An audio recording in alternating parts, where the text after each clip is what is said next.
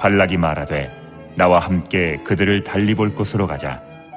거기서는 그들을 다 보지 못하고 그들의 끝만 보리니 거기서 나를 위하여 그들을 저주하라 하고 소빔들로 인도하여 비스가 꼭대기에 이르러 7 제단을 쌓고 각 제단에 숫송아지와 순양을 드리니 발람이 발락에게 이르되 내가 저기서 여호와를 만나 뵐 동안에 여기 당신의 번제물 곁에 서소서 하니라.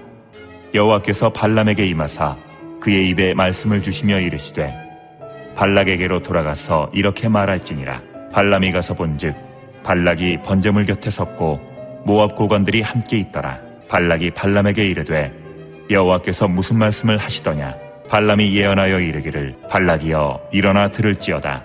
십볼의 아들이여 내게 자세히 들으라. 하나님은 사람이 아니시니 거짓말을 하지 않으시고 인생이 아니시니 후회가 없으시도다. 어찌 그 말씀하신 바를 행하지 않으시며 하신 말씀을 실행하지 않으시랴. 내가 축복할 것을 받았으니 그가 주신 복을 내가 돌이키지 않으리라. 야곱의 허물을 보지 아니하시며 이스라엘의 반역을 보지 아니하시는도다. 여호와 그들의 하나님이 그들과 함께 계시니 왕을 부르는 소리가 그 중에 있도다. 하나님이 그들을 애굽에서 인도하여 내셨으니 그의 힘이 들소와 같도다. 야곱을 해할 점술이 없고 이스라엘을 해할 복술이 없도다. 이때 야곱과 이스라엘에 대하여 논할진대 하나님께서 행하신 일이 어찌 그리 크냐 하리로다. 이 백성이 암사자같이 일어나고 숫사자같이 일어나서 움킨 것을 먹으며 죽인 피를 마시기 전에는 눕지 아니하리로다 하매. 제가 예전 사랑의 교회에서 원래 교회를 거명하면 안 되는데 예전 교회에서 못 들은 척 해주십시오. 예전 교회에서 제가 남자들과 사역 훈련을 할 때 우리 남자 성도의 정말 귀한 간증을 들었던 기억이 납니다. 그분은 그 당시에 50대 중반 정도의 기업을 운영하는 분이었습니다. 큰 크레인 사업을 하시는 분인데 그 IMF 이후부터 계속 어렵기 시작해가지고 IMF가 아니죠.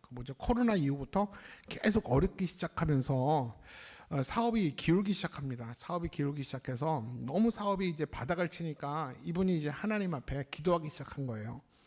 내가 어떻게 하면 하나님 복 주시겠습니까? 그런데 그 아내가 제자 훈련을 받아봐라. 그래가지고 이제 제자 훈련을 받기로 다짐을 했습니다. 그리고 내가 제자 훈련을 받으면 하나님이 나를 불쌍히 여기시고 내 사업에 복을 주시겠지. 그런 하나님 앞에 그 기대감을 가지고 제자 훈련에 접수를 했어요. 근데 1년 동안 훈련을 열심히 하고 또 본인이 하나님 앞에 한결같이 기도한 제목은 하나였습니다. 뭐냐면 다른 기도하지 않았대요. 집중적으로 기도했는데 그게 뭐냐면 하나님 남의 부러워할 만큼 내가 부자가 되게 해주세요. 다른 기도 아무 기도도 안 했는데 그 기도할 때마다 가슴이 뜨거워지기 시작하고 눈물이 나더래요. 그래서 정말로 꼭 응답될 것 같고 하나님이 기뻐하시는 것 같아서 정말 아무 기도 안 했대요. 제자 훈련 잘 받게 해주세요. 뭐 우리 아이들 복 주세요. 뭐 그런 기도 하나도 안 하고 하나님 무조건 나는 부자가 되어야 됩니다. 1년 내내 그렇게 기도하며 살았는데 이 사업장이 계속 나아질 기미가 안 보이더라는 거죠. 그리고 한 9월 말쯤 돼서 이 크레인이 무너진 거예요. 현장에서 무너지면서 TV에 나올 정도로 많은 인명 피해를 입었어요. 그러면서 이분이 대표니까 검찰에 불려다니면서 한 몇 개월 동안 훈련을 받지 못했어요. 그리고 이렇게 저렇게 결국은 훈련이 다 끝나고 수료했어요. 수료하고 나서 가만히 생각해 보니까 하나님이 해도 나한테 너무 가혹했다라는 것이죠. 갑자기 그런 생각이 들더라는 거예요. 그런 생각이 별로 없었는데 어느 순간 갑자기 하나님이 너무 나한테 냉정하다. 하나님이 안 계신 거 아닌가? 하나님이 계시더라도 그 하나님은 아주 고집불통의 가혹하고 냉정하고 못된 하나님일 것이다 라는 생각을 가지고 그때부터 교회를 2년 동안 안 다녔어요. 삐져가지고 하나님께 이제 당신 맘대로 하세요. 난 당신이 계신지 안 계신지 모르겠으니 나는 교회 안 다니겠습니다. 그리고 2년 동안은 교회를 안 다니고 끊었던 담배와 술을 다시 먹기 시작했습니다. 그리고 이제 겨울이었습니다. 술자리에서 자신의 후배를 만나서 이런저런 얘기하는데 그 후배가 교회를 다니다가 자기가 시험 들어서 교회를 안 나가고 있다는 얘기를 듣자 이분이 자기도 교회 안 다니면서 너 그러면 안 된다. 너 교회 가야 된다. 그러면서 장황하게 술 한잔 먹고 장황하게 설교를 하기 시작했어요. 뭐 자기도 잘 못하면서도. 그러면서 신앙이라는 것은 믿음이라는 것은 내 중심이 아니라 하나님 중심이어야 돼. 근데 자기가 제자 훈련 1년 동안 했던 게 있었기 때문에 풍어를 읊기 시작한 거예요. 그러면서 믿음을 너처럼 하면 안 돼. 네 마음에 안 든다고 교회 안 가면 안 돼. 다시 믿음 생활 시작해. 일장 연설을 한 거예요. 그리고 헤어지면서 주머니에 손 넣고 이렇게 걸어오는데 그 말이 귓전에 맴돌더라는 거죠. 믿음은 내 중심이 아니라 하나님 중심이더라. 그러면서 자신이 1년 동안 했던 이기적인 기도가 생각나더라는 것이죠. 남들이 부러워할 만큼 부자 되게 해주세요. 이게 얼마나 이기적이고 자기 중심적인 에고적 기도입니까? 그러면서 갑자기 이게 눈물이 나기 시작하면서 후회가 되더라는 거죠. 그러다가 그냥 그 계단에 털썩 주저앉아가지고 울기 시작했대요. 엉엉 소리 나서 울기 시작했는데 그때 그분이 하는 말이 내가 왜 울었는지 그 눈물이 회개의 눈물인지 아니면 내 처지가 한심스러워서 울었는지 모르겠지만 소리내서 엄청나게 울었다는 얘기를 합니다. 근데 누군가가 자기를 흔들어 깨우더래요. 보니까 경찰들이더래요. 주민신고를 받고 여기서 어떤 남자가 계속 울고 있으니까 주민신고를 한 거예요. 그래서 경찰 2명이 와가지고 선생님 여기서 이러시면 안 됩니다. 집에 빨리 가시라고 여기서 있다간 동사합니다. 죽습니다. 빨리 집에 가시라고 그래가지고 집에 왔다라는 이야기입니다. 그러면서 그분이 이런 말을 합니다. 하나님을 떠난 나를 하나님이 술집 가운데 나를 찾아오셔서 나를 만나 주셨습니다. 그래서 하나님이 나를 만나주지 않았다면 내가 이렇게 3년 뒤에 다시 사역훈련을 할 수가 없었습니다. 하나님이 나를 찾아오셨습니다. 뜻밖의 자리에서 하나님이 나를 찾아오셨습니다. 여러분 그런 얘기를 합니다. 그러면서 그분이 이런 얘기를 해요. 내가 하나님께 물질을 요구했지만 하나님은 나를 가난하게 만들고 오히려 은혜를 알게 하셨습니다. 이것이야말로 남들이 갖지 못한 행복이고 나는 축복이라고 믿습니다. 이런 얘기를 하자 이 훈련생들이 다 같이 박수를 쳤던 기억이 납니다. 내가 원하는 물질은 얻지 못했지만 하나님이 내게 은혜와 기도를 가르쳐 주셨습니다. 내 안에 남들이 갖지 못하는 예수 그리스도라는 부유를 나는 누리고 있습니다. 이 고백 가운데 우리 모두가 함께 공감하면서 함께 은혜 받았던 기억이 납니다. 오늘 본문의 내용도 이와 같은 내용의 연장선에 있어요. 발람은 돈과 명예, 정치적 이해 때문에 나와 전혀 상관없는 이스라엘을 저주하려고 모압에 왔습니다. 근데 하나님은 발람의 입에 임하셔서 그 저주를 이스라엘 향한 축복으로 바꾸셨습니다. 오늘 말씀은 저번 주에 이어서 발람이 전한 두 번째 메시지예요. 비록 발람은 이방인의 무당이에요. 주술가입니다. 근데 하나님은 그의 입술 가운데 찾아와서 하나님의 메시지를 전합니다. 여러분 저번 주에 말씀이 기억나실 겁니다. 모압왕 발락의 사주로 발람이 이스라엘을 저주하려고 했죠. 바알의 산당 높은 곳에서 이스라엘 전부 진영 끝까지 모든 이스라엘이 보이는 그 위에서 저주하라고 돈을 줬더니 발람이 저주를 하지 않고 오히려 그들을 축복합니다. 그러면서 이스라엘의 마지막처럼 나도 그렇게 죽고 싶다 라고 하면서 오히려 이스라엘을 마음껏 축복합니다. 그때 밑에서 바라보고 있던 이 모압왕 발락이 놀래가지고 쫓아 올라옵니다. 여러분 제가 이걸 상상해 봤어요. 모압왕 발락이 돈을 엄청 주고 사주에서 데리고 온 위대한 무당이잖아요.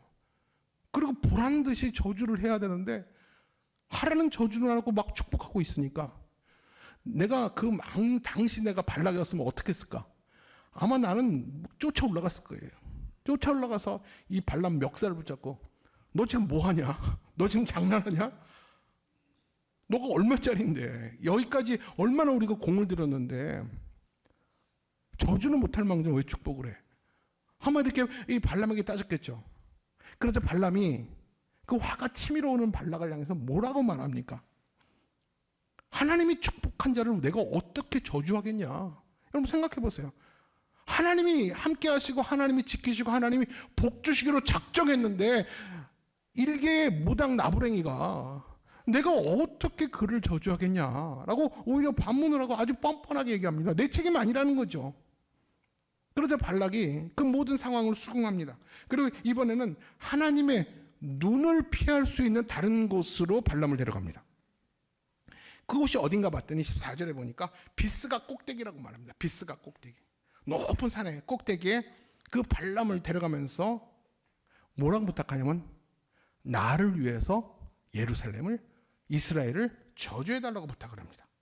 그런데 그 장소의 특징이 있어요. 우리 13절 한번 같이 볼까요? 13절 시작. 발락이 말하되 나와 함께 그들을 달리 볼 곳으로 가자.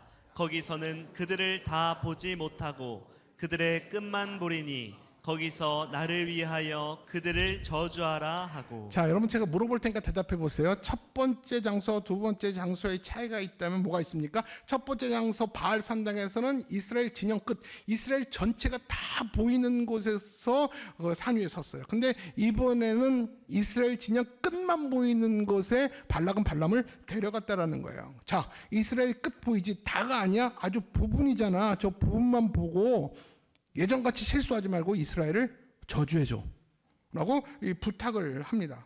저는 여기서 이런 고민을 했어요. 왜 이번에는 이스라엘의 부분만 보여줬을까? 어떤 의도일까를 제가 생각할 때 두 가지 의도가 있지 않았나. 발락 속에는 두 가지 의도가 있었던 것 같아요. 그 첫 번째가 뭐냐면 티끌 같은 이스라엘을 전부 봤다가는 첫 번째 그 현장처럼 이 발람이 위축되고 두려워서 저주를 못하고 오히려 축복할까 봐. 그 이스라엘의 티끌 같은 많은 백성의 수에 기가 죽어서 저주를 못할까 봐 이스라엘이 이번에 부분만 보여준 것이 아닌가. 이게 첫 번째 생각할 수 있는 합리적인 추측이고요. 두 번째는 뭐냐면요, 끝만 보여준 것은 단순히 시야만 제한한 것이 아니에요. 하나님의 주권과 다스림의 영역을 부분적으로 제한하고 얼마든지 우리가 할 수 있는 역할이 있다. 충분히 있다. 얼마든지 이제 우리의 몫이다. 우리가 좌지우지할 수 있다. 걱정하지 마라. 충분히 우리의 역할이 있다라는 사실을 알려주기 위함인 것이죠. 여러분, 여기서 우리는 분명히 중요한 사실을 하나 깨닫고 가야 됩니다. 피조물된 인간이 창조자이며 절대 주권자인 하나님을 향해서 왜곡을 시도하거나 어줍지 않은 과학이나 무속으로 하나님의 뜻을 바꿀 수 있다라는 그 믿음 자체가 미신적인 발상이라는 거예요. 여러분, 제가 지금 중요한 얘기를 했어요. 우리는 피조물이에요. 아무리 탁월해도, 아무리 과학이 눈부시게 발전을 해도 창조자 하나님 앞에서 다 피조물들이고 피조색입니다. 피조물이 창조자 하나님, 절대 주권자 하나님을 향해서 어떤 그 본질을 훼손하고 왜곡한다거나 내 무속과 미신으로, 점술과 복술로 또는 이 과학으로 하나님의 뜻을 얼마든지 돌이킬 수 있다고 믿는 그 행위나 그런 생각 자체가 다 우상적인 행위고 미신적인 발상이라는 것입니다. 오늘 바로 발락이 그런 거예요. 장소를 옮겨서 이스라엘을 저주해 보려고 하는 시도, 이게 미신적인 행위라는 거예요. 하나님이 하늘에서 웃으시며 너희들이 지금 무슨 짓거리를 하는지 모르겠지만 너희들이 장소를 바꾸고 방법을 달리한다고 내 뜻이, 내 결정이 바뀌겠냐라는 것이죠. 하늘의 하나님이 비웃고 웃으시는 거죠. 여러분, 오늘 말씀은 아주 분명해요. 오늘 말씀은 뭐냐면 누가 참된 복받은 사람인가? 여러분, 누가 복받은 사람입니까? 누가 하나님께서 복 주시기로, 누가 어떤 사람이 복받을 사람입니까? 이스라엘 백성들이에요. 저와 여러분이 하나님께서 복 주시기로 작정한 자인 줄을 믿습니다. 그리고 여러분, 복 주시기로 작정한 하나님이 누구십니까? 절대 그 약속을 변개하지 않으시는 불변하시는 하나님이신 줄로 믿습니다. 그리고 오늘 발락과 발람의 모든 미신적 행위는 하나님의 절대 주권 앞에서 아무런 가치 없는 헛된 짓거리들을 그들은 꾸미고 있는 거죠. 이게 바로 저번 주 말씀이고 오늘도 계속해서 이어지는 내용이에요.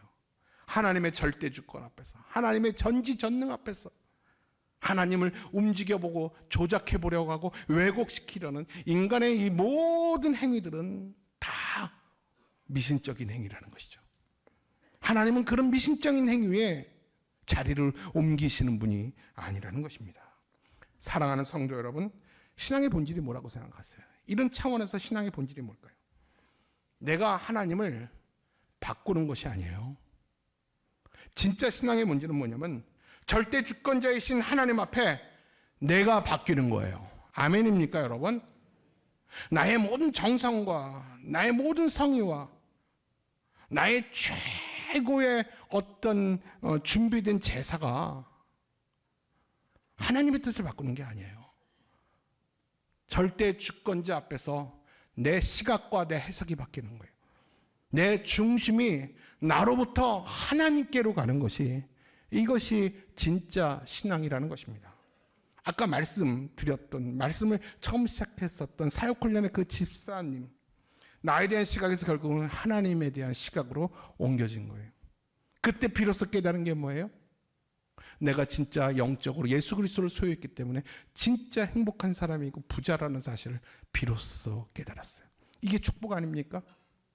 돈이 많았을 땐, 건강했을 때는 하나님께 은혜도 기도도 모르던 자가 건강 잃어버리고 물질 다 잃어버리고 내가 이 세상에 제일 가난한 줄 알았더니, 내가 제일 불행한 자인지 알았더니 그 넘어짐으로 인해, 실패로 인해 하나님께 기도하는 법을 배우고 은혜를 알 수 있다면 그 사람이야말로 가장 축복받은 사람일 줄로 믿습니다.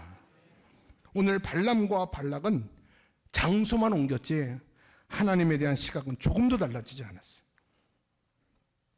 발락이 제안했고 발람이 동의해서 장소를 옮긴 것이죠. 그러나 하나님은 이렇게 장소를 바꾸면서 제사를 벌려서 하나님의 뜻을 기다리는 그들을 향해서 하나님은 동일하게 같은 말씀을 주십니다. 무슨 말씀을 주십니까? 19절 말씀이에요. 시작. 하나님은 사람이 아니시니 거짓말을 하지 않으시고 인생이 아니시니 후회가 없으시도다. 어찌 그 말씀하신 바를 행하지 않으시며 하신 말씀을 실행하지 않으시랴. 이것이 바로 하나님의 불변하심이에요. 여러분 본문 좀 띄워주세요. 다시 한번 보세요. 여러분 저 말씀 많이 들어보고 저 말씀 많이 암송하는 분들 계시죠. 하나님은 사람이 아니에요. 사람은 변해요. 환경에 따라, 조건에 따라 마음이 약해서 결단하지만 사람은 무너지죠. 나빠서가 아니라 약해서 무너지죠. 사람은 변할 수 있어요. 그러나 하나님은 거짓말하지 않으시고 인생이 아니기 때문에 후회가 없으시고 말씀한 바를 바꾸지 않고 변개하지 않고 그 말씀하신 바를 지키시는 분이 저와 여러분의 하나님이실 줄로 믿습니다. 따라서 하나님은 우리에게 복 주시는 분이에요. 아멘입니까? 복 주시기로 작정하신 분입니다. 근데 여러분, 우리는 세상 가운데 살잖아요. 세상은 우리를 참 괴롭혀요. 세상은, 사람들은 참 우리를 어렵게 합니다. 그래서 우리는 많은 문제 가운데, 우리는 스트러글 하면서 참 고통 가운데 살아가죠. 근데 여러분 반드시 기억하십시오. 저와 여러분을 향한 하나님의 복 주심의 계획과 약속은 절대로 변하지 않는다는 사실이에요. 어떤 순간에서도 여러분 이 사실을 기억하시기 바랍니다. 자, 본문으로 다시 돌아올게요. 비스가 꼭대기에서 이제 발람은 7개의 제사를 펼쳐놓고 7마리의 양과 소를 준비해서 하나님이 하실 말씀을 기다리고 있습니다. 그때 하나님은 그의 입을 통해서 뭐라고 말씀합니까? 21절이에요. 시작. 야곱의 허물을 보지 아니하시며 이스라엘의 반역을 보지 아니하시는도다. 여러분 저 말이 무슨 말입니까? 저 본문 띄워주세요. 하나님이 이스라엘 백성을 볼 때 이스라엘의 반역과 이스라엘의 허물을 보지 않고 복을 주시겠다라는 거예요. 여러분 이 사실이 얼마나 놀라운 사실인지 아닙니까? 이게 저러니까 이스라엘 백성이 복된 자들이에요. 이스라엘은 분명히 광야 가운데 하나님께 불순종한 백성들이에요. 여러분 지금까지 민수기 공부하면서 지겨울 정도로 그들은 반역하지 않았습니까? 하나님을 향해서 끊임없이 원망 불평했던 사람들 아닙니까? 하나님이 제일 싫어하는 우상 숭배자들 아닙니까? 그들은 죄인이에요. 그들이 죄인임에도 불구하고 하나님은 그들을 죄인으로 보지 않고 복 주시겠다라는 거예요. 이것이 하나님의 은혜인 줄 믿습니다. 그 은혜의 수혜자가 바로 저와 여러분이에요. 하나님은 우리를 보실 때 허물 많은 우리의 행위를 보지 않고 그리스도 예수의 의로 우리를 바라보신다라는 것입니다. 사랑하는 여러분, 하나님이 우리를 바라보실 때 우리를 용서하시고 복 주시는 이유가 우리 안에 있는 언약의 피, 그리스도 대속의 은혜를 보셨기 때문에 그렇습니다. 사랑하는 여러분, 하나님은 늘 우리를 보실 때 어떤 눈으로 보실까? 우리는 조그만 행위의 부족함 때문에 하나님 앞에 찔림이 있습니다. 내가 이러다가 벌 받지. 그런 죄책감 때문에 마음의 자유함이 때로는 없을 수가 있어요.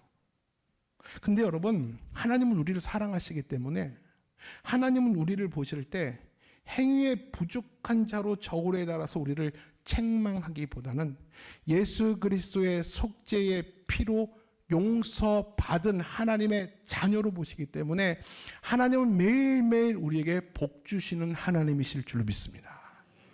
사랑하는 여러분, 그렇기 때문에 오늘 하나님은 발람을 통해서 뭐라고 말씀하냐면 21절에 놀라운 얘기를 해요. 하나님이 그들과 함께 계시도다 라고 말해요. 이 말은 이 모압 왕 발락과 그 고관들이 듣고 있어요. 하나님이 그들과 함께 하시더라. 하나님이 그들과 함께 하셨는데 내가 어찌 그들을 저주하겠느냐. 아마 그들은 말이 많았을 거예요. 하나님과 백성들 사이에 이간질 시켰을 겁니다. 하나님, 당신의 하나님 잘 들어보세요. 이들은 반역자들 아닙니까? 하나님께 계속해서 불평하고 원망하고 우상 숭배자들 아닙니까? 하나님, 그런 그들을 보시고 좀 저주해 주세요. 아마 발람을 통해서 그렇게 하소연했을 거예요. 근데 하나님은 아니야. 그렇지 않아. 나는 이들의 허물과 죄를 보는 것이 아니라 이들은 복받을 자들이야. 내 백성이야. 그러면서 하나님은 그들과 함께 하시는 것이 이방 선지자의 눈에도 그들은 그렇게 보여진 것입니다. 사랑하는 여러분, 세상이 볼 때 이스라엘은 미약하고 광야를 떠도는 유랑민이었습니다. 그러나 하나님은 그들을 언약의 중심, 구원의 통로로 보신 것입니다. 오늘 저와 여러분도 마찬가지입니다. 여러분, 세상은 우리 교회를 하찮게 봅니다. 시시하고 아무것도 아닌 존재처럼 정말 우리 교회를 무시하고 한국 교회를 향해서 참 가볍게 생각합니다. 그러나 하나님은 우리 교회를 보실 때 열방을 구원할 구원의 방주로 보실 줄 믿습니다. 이게 교회의 정체성이에요.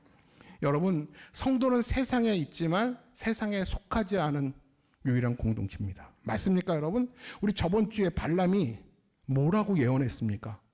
백성들을 향해서 뭐라고 예언했습니까? 이 백성은 홀로 살 것이라. 기억납니까? 이 백성은 홀로 살 것이라. 이게 교회의 정체성과 성도의 정체성을 얘기하는데 무슨 의미입니까? 성도는 세상에 속하지 않은 홀로 된 구별된 사람이라는 거예요. 이게 성도예요. 그렇기 때문에 때로는 가끔은 세상 사람들에게 외로움을 당하고 소외감을 당하고 왕따를 당할 수 있어요. 왜요? 성도는 홀로 사는 백성들이기 때문에. 여러분, 이상하게 여기지 마세요. 우리는 세상 가운데 환영받는 존재들이 아니에요. 세상 사람들에게 박수받는 공동체가 아니에요.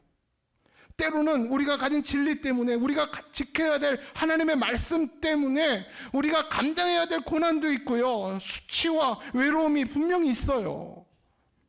이것은 교회만의 공통적인 아주 하나님께서 얘기하신 이 아이덴티티, 이 정체성이에요.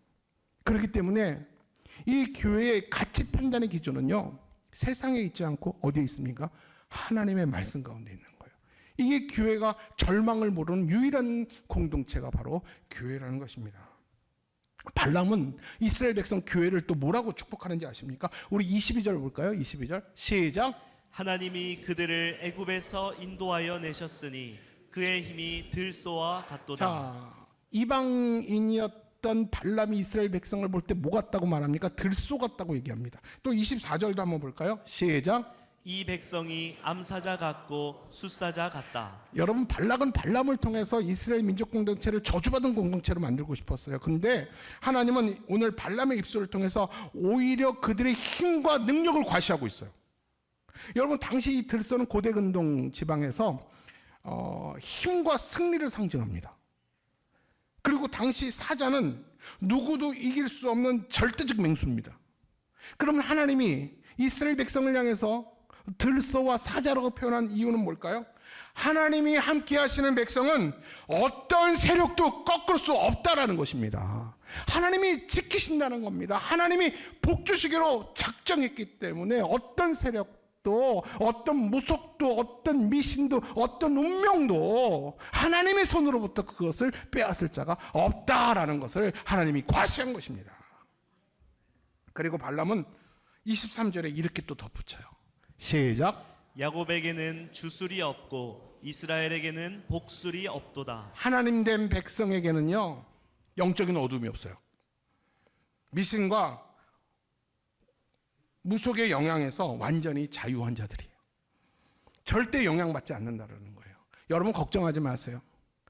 여러분 절대 걱정하지 마세요. 예수 믿기 전에 여러분 점쟁이 집에 찾아간 적 있어요? 그래서 이상한 기분 나쁜 예언을 들어서 지금까지도 그것이 굴레가 되어서 거기 안에서 자유함을 못 누리는 분 계세요. 우리 조상님들이, 우리 부모들이 했던 말이 뭡니까? 죄송해요. 부모 복 없는 놈은 아내 복도 없고 자녀 복도 없다. 그러면서 스스로 나는 복 없는 놈이고 누구다. 자기 자신을 자꾸 옥죄면서 자신을 저주합니다. 여러분 그게 맞아요? 여러분이 성도라면 적어도 하나님이 여러분에게 복 주시기로 작정한 자들이 그런 미속과 이 미신과 이 운명에 갇혀 사는 존재라고 여러분 그렇게 생각하고 지금도 그 안에서 기죽고 살아갑니까? 절대 그렇지 않아요. 여러분 요즘 젊은 세대 사이에서 무속이 유행처럼 번지고 있어요. 여러분 압니까? 여러분 TV 프로그램 중에서 무엇이든 물어보살 아세요? 서장훈이 보살로 나오고 이수근이 보살로 나옵니다. 저게 뭐 하는 짓들이에요? 저도 가끔 봐요. 재밌어요. 근데 여러분 이 대중적인 이미지와 친근한 이미지로 포장해가지고 사회 전반에 확대되고 있어요. 영적 분위기를 굉장히 흐립니다. 어떤 착각을 주는지 아세요? 인생의 해답은 적어도 하나님의 자녀라면, 저와 여러분이라면 인생의 해답은 하나님께 있습니다. 맞습니까 여러분? 근데 저 무로보살에서는 어떤 뉘앙스를 풍기냐면 인생의 해답은 운명과 미신 가운데 있다고 거기서 길을 찾아줍니다. 마지막에 모든 사연을 듣고 뭘 흔들어요. 그리고 하나 뽑으라고 합니다. 그리고 가르쳐줘요. 그럼 거기 좋다고 아멘하고 나가요. 그리고 많은 것을 배웠습니다. 그걸 보고 있으면 무슨 생각하는지 알아? 나도 인생이 안 풀리는데 저기 한번 가볼까? 여러분 이런 흐름은요 진리 대신 미신을 따르게 합니다. 나도 모르게 그거 보고 재밌고 깔깔 웃다가 보면 나도 모르게 돌아서서 나도 그런 거 아닌가? 나도 모르게 미신을 추종하게 돼요. 특히 우리 젊은이들 정신 똑바로 차려야 돼요. 여러분의 신앙과 가치관을 무속에 물들이게 하는 아주 심각한 결과들을 초래해요. 지금 한국교회 지금 많은 고민들 중에 하나가 젊은 세대들이 무속에 빠져 있다는 거예요. 여러분 홍대 거리 중에서 무속의 거리가 있다면서요? 여러분 죄송한 얘기 하나 할게요. 여러분 우리 교회 상주신흥 맞은편에 아주 유명한 점집 2개가 있었어요. 여러분 점집은 뭐로 유명한지 알아요? 이 깃발이 몇 개 달려있느냐에 따라서 용하다 들용하다요. 제가 13년에 오기 전에는 점집이 2개가 있었어요. 하나님의 은혜로 하나만 남았어요. 근데 저는 지금도 기도하고 있어요. 점집이 없어지게 해달라고. 제가 그분이 사업장이 망해달라는 거 아니에요. 그분이 회개하고 예수 믿고 딴 사업으로 돈 많이 벌었으면 좋겠어요.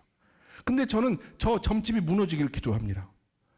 근데 만약에 여러분 저 점집이 무너져서 그 사람이 저를 고소할 수 있어요. 왜 고소하냐? 당신이 기도했기 때문에 점집이 무너졌다. 그럼 우리는 뭐라고 말할까요? 기도한다고 무너지겠냐? 그럼 누구 믿음이 더 좋은 거예요? 한번 잘 생각해 보세요. 오늘 이 얘기가 소문이 나서 점집이 진짜 문 닫았다 봐요. 제가 분명히 그 사업장이 무너지라고 하지 않았어요? 그분이 예수 믿고 다른 사업이 대박 나기를 바랍니다. 근데 점집은 우리 교회를 마주하고 있는 점집이 무슨 깡다구로 저렇게 마주보고 있는지 모르겠어요. 근데 만약에 점집이 무너졌어. 예전에 가끔 보면요 벤츠, BMW가 무지하게 많이 서 있어요. 이게 이천에서만 유명한 게 아니라 서울 각지에서 몰려드는 아주 용한 점쟁이라고 하더라고요. 제가 가면서 저는 항상 선포하고 갑니다. 하나님의 나라가 되길 원합니다. 하나님의 나라가 되길 원합니다. 근데 만약에 저게 진짜 무너져서 저를 상대로 이 고소장이 날라오면 우리 교인들은 나를 뭐라고 지켜줘야 되나? 딱 하나겠잖아요. 기도한다고 무너지겠습니까? 목사님이 기도했다고 그 점집이 문 닫았겠어요? 그럼 그분은 그랬죠. 기도했으니까 문 닫았다고. 누가 더 믿음이 좋은 거라고요? 여러분 반드시 기억하십시오. 성도의 미래는 주술이나 미신이나 운명에 있지 않습니다. 우리를 복주시는 하나님의 주권적인 은혜로부터 우리의 미래가 있는 줄로 믿습니다. 우리 자녀의 미래, 우리 대한민국의 미래도 여러분 주술가나 무당들이 가끔 얘기하고 점 맞춘다고 하는데 제발 그 짓 좀 안 했으면 좋겠어요. 우리나라는 기도하는 나라예요. 기도하는 선지자들을 통해서, 기도하는 순교자를 통해서 나라가 이만큼 세워진 나라예요. 말씀을 정리합니다. 발람은 결국 이렇게 고백해요. 20절에 이렇게 고백합니다. 시작. 하나님이 복주신 것을 내가 돌이키지 못하리로다. 계속 같은 말입니다. 하나님이 복주신 자를 내가 누구라고 그들을 저주하겠느냐. 하나님이 누구를 복주셨다고 그랬습니까? 한번 따라해 보세요. 하나님이 나를 복주십니다. 한번 따라해 보세요. 하나님이 나를 복주십니다. 안 하는 사람 있어요? 제발 하세요. 여러분 이거 한 번 해서 하나님이 복주신다면 안 하겠어요? 적어도 무당만큼보다는 믿음이 있어야죠. 자, 다시 한번 합니다. 하나님이 나에게 복주십니다.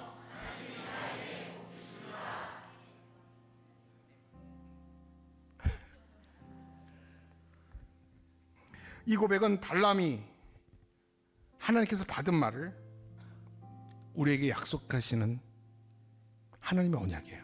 우리에게 들으라고 하는 말. 오늘 이 시대를 살아가는 우리에게 발람은 비록 거짓 선지자지만 하나님은 발람의 입을 통해서 오늘 걱정하고 의심하고 죄책감 가운데, 운명 가운데, 미신 가운데 갇혀 사는 여러분을 향해서 말합니다. 하나님은 여러분에게 복을 주십니다.